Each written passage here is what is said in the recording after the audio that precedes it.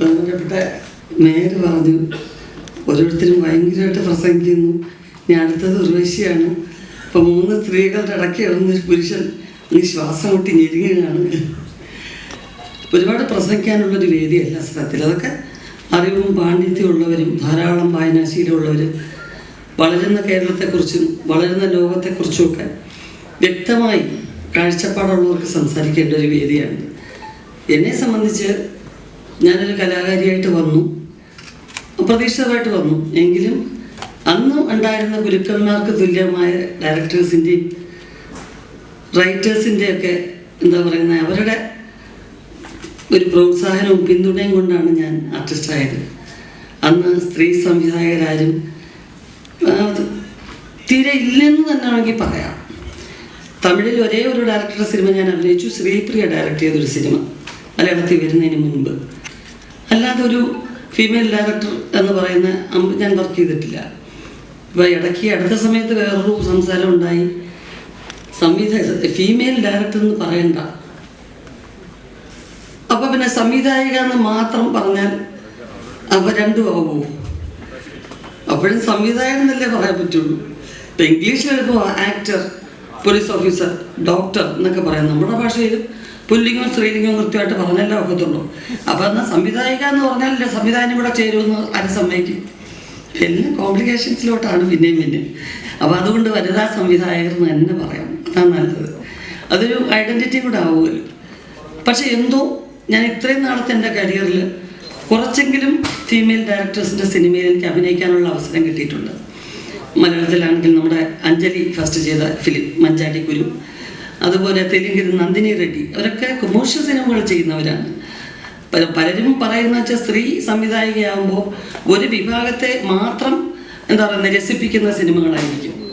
എന്ന് പറഞ്ഞാൽ വലിയ ഈ സാധാരണ ഒരു കൊമേഴ്ഷ്യൽ സിനിമയ്ക്കൊക്കെ വരുന്ന പോലെയുള്ള ഓഡിയൻസിനെ പ്രതീക്ഷിച്ചുള്ള സിനിമകളല്ല എന്നൊക്കെ. പക്ഷെ അങ്ങനെ സിനിമ ചെയ്തവരുടെ ഒരു ഡയറക്ടർ ഉണ്ടായിരുന്നു നമുക്ക്. ഇപ്പം ഇല്ല, മരണപ്പെട്ടു പോയി. വിജയ നിർമ്മല എന്ന് പറയുന്ന പ്രശസ്തയായ നടി. ഇവര് ഭാർഗവി നിലയം എന്ന വളരെ പോപ്പുലറായിട്ടുള്ള സിനിമയിൽ നായികയായി മലയാളത്തിലും അഭിനയിച്ചു. തെലുങ്കിൽ ഒത്തിരി സിനിമകൾ ചെയ്തു അവർ. എനിക്കൊന്ന് ഏകദേശം ഒരു 100ഓളം സിനിമകൾ അവർ ചെയ്തിട്ടുണ്ടാകും. അതെങ്ങും ആരും ശ്രദ്ധിക്കുകയോ പറയുകയോ ചെയ്ത് ഞാൻ കണ്ടില്ല. അതെന്നെ വിഷമിപ്പിച്ചിട്ടുണ്ട്. അത് അന്നത്തെ കാലത്ത് നല്ല ശ്രദ്ധിക്കപ്പെട്ട സിനിമകളായിരുന്നു താനും. പിന്നെ ഇപ്പോൾ വലിയ പരാതികളൊന്നും പറയാൻ പറ്റാത്ത രീതിയിൽ ഒരുപാട് ഡയറക്ടേഴ്സ് നമുക്ക് തന്നെ സ്ത്രീകൾ മലയാളത്തിൽ ഇപ്പോൾ എത്തുന്നുണ്ട്. പിന്നെ സാങ്കേതിക രംഗത്തെല്ലാം തന്നെ സ്ത്രീകൾ വരണം. ഡയറക്ഷന് മാത്രമല്ല, എഡിറ്റിംഗ് ഒരു ബീന ചേച്ചി അല്ലാതെ മറ്റൊരു സ്ത്രീയുടെ പേര് വലുതായിട്ട് പറഞ്ഞ് നമ്മളിപ്പോൾ കേട്ടില്ല. സോറി, ഞാൻ അറിയാത്തതാണോ ആരെങ്കിലും ഉണ്ടോ എന്ന് അറിയത്തില്ല. ഉണ്ടോ? ഇല്ല, ഇങ്ങനെ ഒരു പേര് പറഞ്ഞാൽ കേട്ടില്ല. അപ്പോൾ അങ്ങനെ ഇപ്പം ബീന ചേച്ചി അവിടെ ട്രിവാൻഡ്രത്ത് ഫെസ്റ്റിവലൊക്കെ വരുമ്പോൾ എല്ലാത്തിനും വിളിക്കുമായിരുന്നു എന്നെ.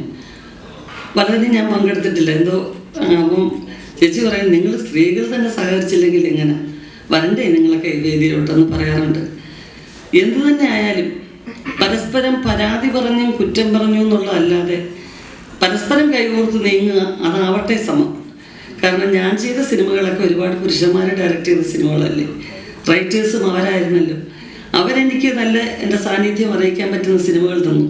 നായികാ പ്രാധാന്യമുള്ള സിനിമകൾ ചെയ്യാൻ ഞാൻ ഓപ്ഷനൊന്നും അങ്ങനെ തിരഞ്ഞെടുത്തൊന്നും ചെയ്തൊന്നുമല്ല, അവരെന്നെ തിരഞ്ഞെടുത്താണ്. പിന്നെ അത് കഴിഞ്ഞപ്പം ഞാൻ കുറേശ്ശെ അവരുടെ ഉപദേശം കൊണ്ടും അല്ലെങ്കിൽ അതുപോലെയുള്ള ഗുരുകാരണവുമായിട്ടുള്ള നല്ല ഡയറക്ടേഴ്സും അല്ല നല്ല റൈറ്റേഴ്സും മാധ്യമ പ്രവർത്തകരും ഒക്കെ പറഞ്ഞിട്ടാണ് ഈ വെറുതെ വന്നു പോകുന്ന റോൾസിൽ ചെയ്യേണ്ട ഉർവശി. ഒരു സീൻ വന്നാലും ഉർവശിയുടെ പ്രസൻസ് അറിയിക്കാൻ പറ്റുന്ന പോലെ, അല്ലെങ്കിൽ ആ ക്യാരക്ടറിൻ്റെ പ്രസൻസ് കൊണ്ട് സിനിമയുടെ വിജയത്തിൻ്റെ ഒരു ചെറിയ ഭാഗമെങ്കിലും ആകാൻ പറ്റുന്ന സിനിമകൾ ചെയ്യുക എന്നുള്ളത് കൊണ്ട് ഞാൻ അത്തരം സിനിമകളിലേക്ക് കുറേശ്ശെ നീങ്ങി ഒരു സൈഡിൽ കൂടെ അങ്ങനെ. അതുകൊണ്ടാണ് ഇവിടെ സ്റ്റാർസ് എന്ന് പറയുന്ന നായകന്മാരോടൊപ്പം ഒരുപാട് സിനിമകൾ, പിന്നെ ഏകദേശം 25 കൊല്ലമായെന്ന് തോന്നുന്നു ഞാൻ അവരുടെയൊക്കെ കൂടെ സിനിമ ചെയ്തിട്ട്. എന്നാലും വലിയ കുഴപ്പമില്ലാത്ത ദൈവാനുഗ്രഹത്തിൽ നീങ്ങിപ്പോകുന്നു. ഇപ്പോഴും എന്നെ ഇഷ്ടപ്പെടുന്ന കുറേ പേരെങ്കിലും ഉണ്ടെന്ന് അറിയുമ്പോൾ ഒരു സന്തോഷം, അതാണ് എൻ്റെ ഏറ്റവും വലിയ ബലം.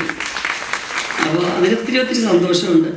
പിന്നെ ഇപ്പം ഈ സമയത്ത് ഇപ്പം ഒത്തിരി ഡയറക്ടേഴ്സ് വരാനുണ്ട്. ഒരുപാട് കടൽ കടന്ന് വന്നെത്തേണ്ടവരാണ്. അത്ര പേർക്ക് ഈ കുറഞ്ഞ സമയം കൊണ്ട് വരാനൊക്കെ ഒന്നും എനിക്കറിയില്ലേ 4 ദിവസം കൊണ്ട്. എന്നിരുന്നാൽ തന്നെയും നമ്മുടെ ഈ കൊച്ചു കേരളത്തിൽ ഇത്രയും ഫീമെയിൽ ഡയറക്ടേഴ്സിൻ്റെ സിനിമ ഒരു ഫെസ്റ്റിവലിന് അയക്കുന്നു എന്ന് പറഞ്ഞു കേൾക്കുന്ന തന്നെ കുറേ കൊല്ലത്തിന് മുമ്പ് ഇങ്ങനെയൊന്നും സ്വപ്നത്തിൽ പോലും ചിന്തിക്കാൻ പറ്റത്തില്ലായിരുന്നു. അങ്ങനെയൊക്കെ നടക്കുന്നുണ്ടല്ലോ. ഇനിയും മാറും, സമൂഹവും മാറും. ഇവിടെ ബഹുമാന്യരായ പലരും സൂചിപ്പിച്ചതുപോലെ ഒരുപാട് തരത്തിലുള്ള പ്രോബ്ലംസ് സ്ത്രീകൾ ഫേസ് ചെയ്യുന്നുണ്ട്. വ്യക്തിജീവിതത്തിൽ ഞാനും കുറേ ഫേസ് ചെയ്തിട്ടുണ്ട്. അപ്പോഴൊക്കെ സ്ത്രീകൾ തീർച്ചയായിട്ടും കുറ്റപ്പെടുത്തപ്പെടുന്നത് കൂടുതലും സ്ത്രീകളായിരിക്കും. ഒരു സത്യാന്വേഷണത്തിൽ നിന്നും ആരും മുതിരാറുമില്ല ആ കാര്യത്തിൽ.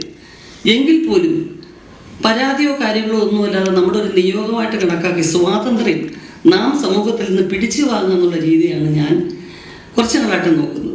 അതുപോലെ വളരെ എന്താ പറയുന്നത്, ഈ ഒരുപാട് അച്ചടക്കം വേണം പെൺകുട്ടികൾക്ക്, വളരും തോറും ആൺകുട്ടികൾക്ക് പുറത്തോട്ട് പോകാം, പെൺകുട്ടികൾ അകത്തേക്ക് വരണം എന്ന് പറയുന്ന ഒരു കുടുംബത്തിൽ തന്നെയാണ് ഞാൻ വളർന്നത്. അപ്പോൾ കാരണവന്മാരെയും പുരുഷന്മാരെയൊക്കെ ബഹുമാനിക്കുക എന്ന് തന്നെയാണ് ഓരോ തവണയും നമ്മളെ പറഞ്ഞ് മനസ്സിലാക്കുള്ളൂ. അവരെ പ്രകീർത്തിക്കുക, അവർ നമ്മുടെ അഭിമാനത്തിൻ്റെ ഭാഗമാണെന്നൊക്കെ. പക്ഷേ അത് ബഹുമാനത്തിന് അർഹതയുള്ളവരെ ആയിരിക്കണം എന്ന് പറഞ്ഞ് പറഞ്ഞ് പഠിപ്പിക്കണമായിരുന്നു.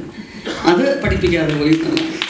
അപ്പോൾ ഇനിയുള്ള തലമുറയെ നമ്മൾ പറഞ്ഞു പഠിപ്പിക്കേണ്ടത് അതിനെ അവർ അർഹിക്കുന്നുണ്ടോ എങ്കിൽ ബഹുമാനിക്കുക, അല്ലെങ്കിൽ നിങ്ങളുടെ സ്വാതന്ത്ര്യം നിങ്ങളത് സ്വയം നേടിയെടുക്കുക. നല്ല പഠിത്തം ഇപ്പോഴത്തെ പിള്ളേർക്ക് അവർക്കിതിനൊന്നും ബുദ്ധിമുട്ടില്ല. പിന്നെ ഈ മാഡം പറഞ്ഞതുപോലെ ഈ ആത്മഹത്യ ചെയ്യുക ഇങ്ങനെയുള്ള കാര്യങ്ങൾക്ക് എല്ലാ കോളേജുകളിലും സ്കൂളുകളിലൊക്കെ കൗൺസിലിംഗ് ഉണ്ട്. എങ്കിൽ പോലും എനിക്ക് തോന്നുന്നു ഈ മൊബൈൽ ഫോണോ കാര്യങ്ങളോ എന്നതിലുപരി നമുക്ക് ഉദാഹരണം പറയാനും ആത്മവിശ്വാസം പകരാനുള്ള ഒരുപാട് പുസ്തകങ്ങളുണ്ട്. അതിൽ നിന്നും കുട്ടികൾ ഇങ്ങനെ അകന്നു പോകുന്നതൊരു കാരണമാണോ എന്നിട്ട് ചെറിയ മനസ്സിൽ തോന്നുന്നു. കാരണം ഒരു പുസ്തകം വായിക്കുന്നതിനുള്ള ക്ഷമയോ കാര്യങ്ങളോ ഒന്നും ഇന്ന് വളരെ കുറവാണ്. ഇപ്പം എൻ്റെ മോളായാലും മോനായാലും പറയാം, എൻ്റെ മോള് കൊണ്ട് ഇരിപ്പുണ്ട്, അവളെ വെച്ചുകൊണ്ട് തന്നെ പറയുക സ്റ്റേജിൽ. അപ്പോൾ ഈ മൊബൈലിൽ കൂടെ ഒരു സംഗതി കാണാൻ കിട്ടുന്ന ഒരു ആകാംക്ഷയും ഇതൊന്നും അത് കിട്ടുന്നില്ല. പക്ഷേ ഞാൻ വായിച്ച ഒരുപാട് പുസ്തകങ്ങൾ അതെൻ്റെ പേഴ്സണലായിട്ടുള്ള സന്തോഷത്തിന് വേണ്ടിയാണ്, അത് വായനക്കാരെയും നടക്കാനല്ല. അത് പങ്കുവെക്കാനുള്ള ആൾക്കാരൊന്നും ഒന്നില്ലായിരുന്നു സിനിമയിൽ, വളരെ കുറച്ച് പേര്. അപ്പോൾ എങ്കിലും അതിൽ നിന്ന് കിട്ടിയ ഒരു ആത്മവിശ്വാസവും അല്ലെങ്കിൽ നമുക്ക് സാധിക്കും, നമ്മളിൽ നിന്ന് കട്ടെടുത്തോണ്ട് പോകാൻ പറ്റാത്തൊരു സംഗതിയല്ലേ നമ്മൾ പഠിച്ച കലയും നമ്മുടെ വിദ്യാഭ്യാസവും, എന്താ പറയുക, നമ്മുടെ എന്ത് വിദ്യയായാലും. അപ്പോൾ അതിനെ വളർത്തിയെടുത്തു എന്നുള്ളതാണ്. അപ്പോൾ ഇനിയും ഇതുപോലെ കൂടുതൽ ദിവസങ്ങൾ നീളുന്ന ഫെസ്റ്റിവലുണ്ടാകണം. സിനിമയിലുള്ളവരും സിനിമ കാണാൻ ആഗ്രഹിക്കുന്നവരും സിനിമയിലേക്ക് വരണമെന്ന് ആഗ്രഹിക്കുന്നവരും ഒക്കെ ആ നല്ല സിനിമകൾ കാണാൻ വരണം. സ്ത്രീകളായിട്ടുള്ള പ്രേക്ഷകരായിരിക്കണം ഈ വേദിയിൽ കൂടുതലും. അതൊക്കെ ആഗ്രഹിക്കുന്നുണ്ട്. എല്ലാം നടക്കട്ടെ. ദൈവാനുഗ്രഹം. നന്ദി. വാക്കുകൾക്ക് നന്ദി.